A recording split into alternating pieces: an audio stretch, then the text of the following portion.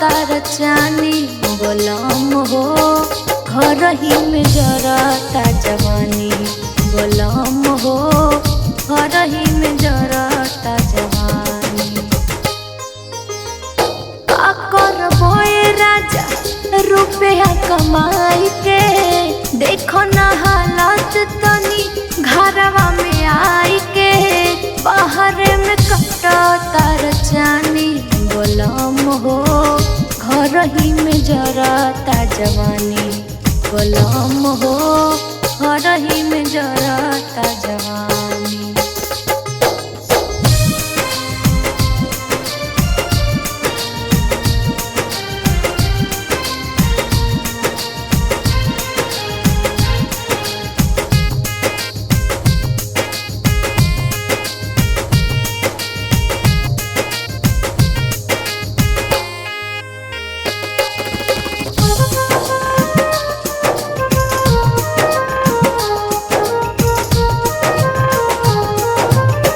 देवेला दिलासा आसा घर आवेला, रोज के सजावल ब्यूटी माटी में मिलावेला।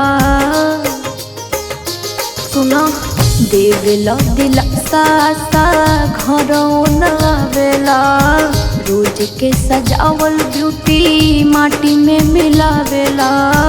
काटतानी दिन हम तोहरे इंतजार में, पागल को दिल बड़ा हमरा के प्यार में, पागल से कोई लसे आनी बोलमुआ हो, घर ही में जरता जवानी बोलम हो, घर ही में जरता जवानी।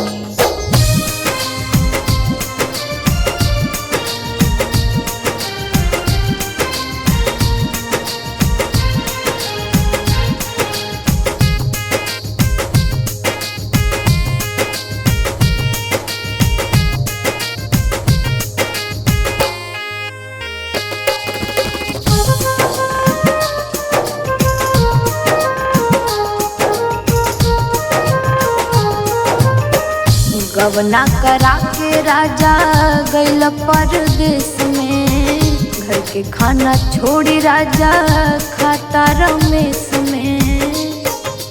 ए राजा गवना करा के राजा गइल परदेश में, घर के खाना छोड़ी राजा खाता रमेश में। छोड़ी के सफारी राजा घूमता कार में, मारता रमाजा निर्दोष घूंघटा के आड़ में, समीर करेला नदानी बोलमुआ हो, घर ही में जरता जवानी बोलम हो, घर ही में